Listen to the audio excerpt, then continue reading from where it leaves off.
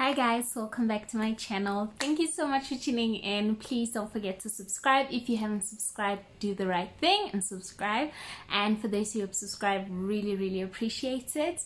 And don't forget to like, comment and share this video.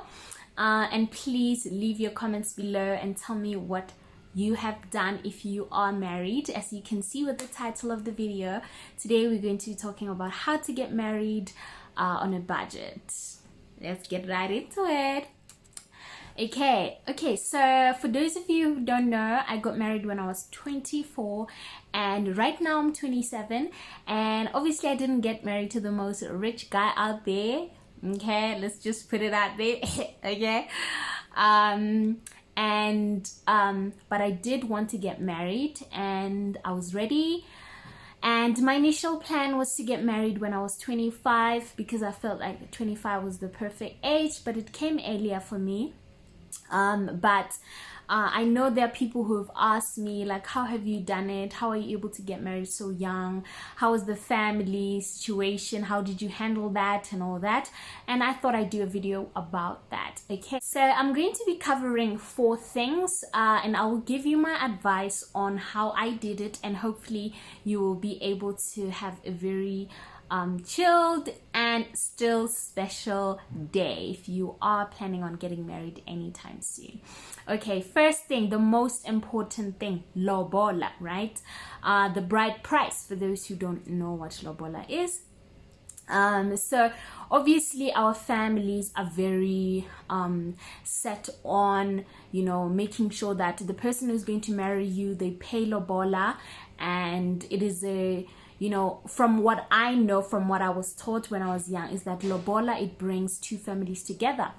Some families, they use that to try and enrich themselves, to try and use you as the person who's been the daughter who's going to be getting married, to take advantage of that and charge a ridiculous amount of money that is not really sensible, you know, that is not fair even for the both of you, especially because you have to start your own life and you have to build your own life together with the person that you're going to be marrying, right? So for me, I was obviously young, 24, but I had already you know, told my mom in advance. That's the first thing.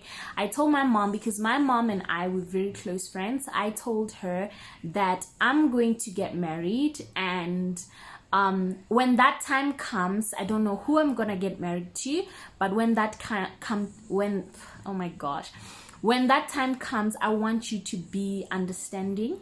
I want you to show me that you love me, you care about me, that this is not going to be, I'm not going to be made, you know, oh my gosh, this child, you know, we need to make sure that we get rich because of her. No. So I'd already had that conversation with my mother, the first things first, because I'm close with her, and she, after all, is the person who, you know, brought me to this life. She's the person who I feel like I need to consult because my dad is not there. But my parents are the most important people. So if they can understand it, then anybody else can understand. So I sat down with my mom. I told her that I'm going to get married. And, you know, obviously she knows because, you know, of the way I've lived. She knows with, you know, where the church that I go to, she knows my standards, she knows everything that I live for. So when I explained everything to her, she was able to understand, and she was able to say, okay, I'll make sure that the family understands, compromise also, okay?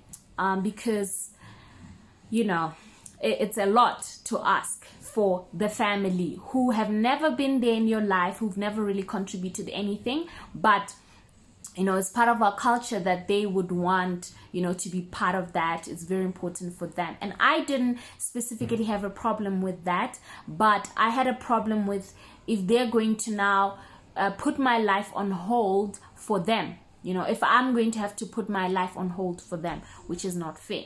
But anyway, the first thing that you do, try to talk to your family. Find out what your spouse or your future husband, your fiance has, you know, is able to afford. Because if they are charging him money that he does not have, it's going to be a problem in the first place. So talk to your fiance and ask him, this is how much can you afford, you know, because I think it's a very difficult, you as a couple, you have to meet your family halfway, they have to meet you halfway, in terms of you guys wanting to get married, you wanting to do the right thing, you wanting to start a family, well, not start a family, but you wanting to start a life together. You will start a family eventually, but they need to be able to meet you halfway. Okay, so once you have established that and found out what your partner can afford, then you know exactly what you're going to be telling your family, right? Your mother or your father, and tell them that this is what my partner can afford. Can you please do not charge beyond that, right? And if you can have your parents agree to that, then it's a winner. Okay, you will be able to pay your lobola and skip other things that are so unnecessary, you know, like in different types of cultures, like, you know, right? In my culture, there's so many things involved. You know, you have to pay this. It's not just lobola. You can also negotiate to skip the unnecessary things that don't really matter, right? Because at the end of the day, lobola is to bring two families together. It has nothing to do with these other extra things that you need to buy this person gifts, that person gift. It's unnecessary. It's unnecessary costs, okay? Anywho, if you can establish that, then it's a winner for you. You're going to have a very low cost wedding and still be able to enjoy your special day. Okay, second thing, if you're planning on having a you know, you're just planning on having, you know, get married, and you're planning on having a reception. Okay, we'll get to the reception, but if you're planning on getting married, you have to consider an attire, right?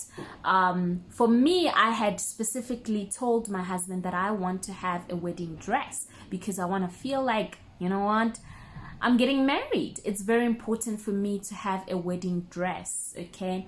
So my wedding dress, I think approximately was like 2.5. right? I had a person who made my dress, was like 2.5, right? I had a person who made my dress for me, and that is a picture of me when I got married. Very pretty. Anywho, and then my husband had his suit. It cost about 3.5, and then he bought shoes, I think, also, which were like probably like 1,000, if I'm not mistaken. Sorry.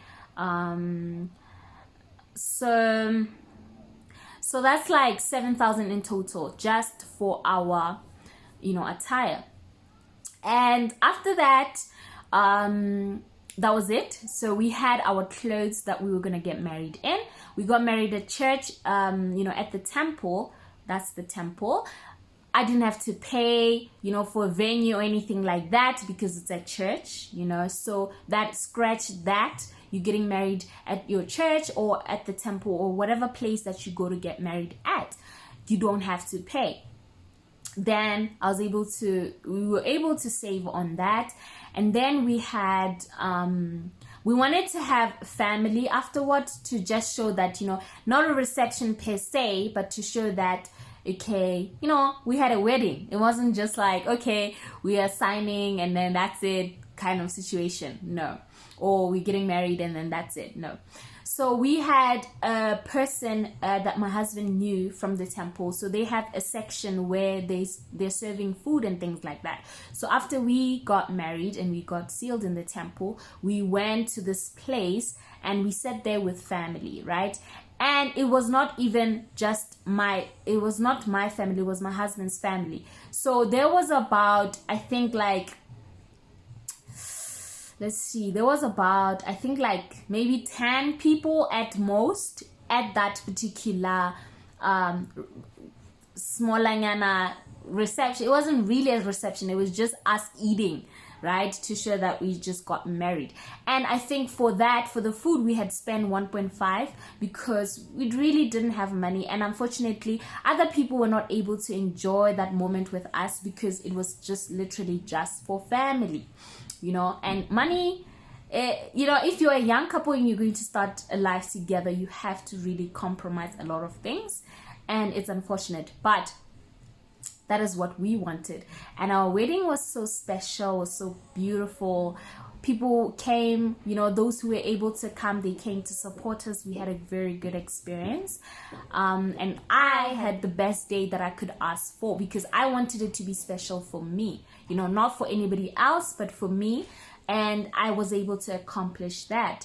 And so that was like 1.5 for the food. And then the next thing, that was like the reception that I was telling you about. So if you're planning on having a reception, you might want to really consider, is it going to be so much so that you have to plan a lot? Like if you want to DJ, like you want to dance, you want to do all these things, is it necessary? Is it what's going to make your day special? And if it is, then maybe you're going to have to spend on it. But if you're young and you don't have money to do that, maybe you're going to have to cut on that and just have family, right? You can still have friends come to your wedding. That sounds bad.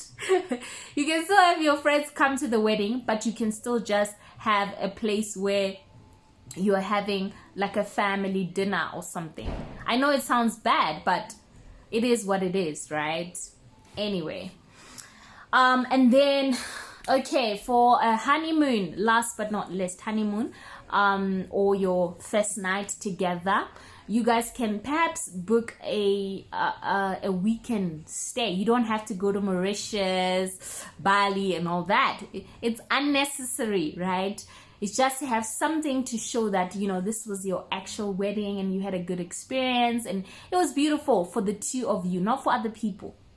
So for me and my husband, we didn't actually go on holiday or anything like that. We have later on in our marriage been able to go on holidays, but at that particular time when we got married, we didn't go on holiday. So we actually had a weekend stay away, still in Johannesburg. We went. Luckily, my husband had the most wonderful employers at that time that they paid for us to stay at a hotel for the weekend, which was very nice of them. It was like a wedding gift, and we didn't spend any money to go away for that weekend. They paid everything where we were staying there. We had a good time. We had a good experience. It was amazing. Okay, so that is my advice, guys. So in total, just our expenses, we spent less than 10,000 for our expenses for the whole wedding. Okay, this excluding the lobola. Okay, but we did not spend like so much money that we were like, oh my gosh, our life, you know, we're not going to be able to have anything by the time we begin our marriage. We're not going to have anything by the time we, you know, start our life. So yeah, guys, that is my advice to you. If you are a member of the church like me, you know, the church that I go to, you know how I was able to do it. And, you know, I think you can still have a beautiful wedding without having to spend so much money. And if you want to go on holidays, if you want a big wedding, you can still have that wedding at a later stage. But for that particular time, you can make sure that you spend as less as possible, and you guys are still going to have a future together. You have to plan towards that future. You have to save towards that future. You have to be smart, because now you're not going to fall under your parents' care anymore. It's only going to be you and your spouse. So take it from me and make sure that you do it at a less budget. Okay, so that is it from me, guys. Thank you so much for watching my video. Thank you so much for tuning in. I really appreciate you guys. I really appreciate you liking my videos, commenting, and always showing me some love. I know sometimes I get discouraged to post videos, but I really do care about you guys on the other side of the camera. Okay.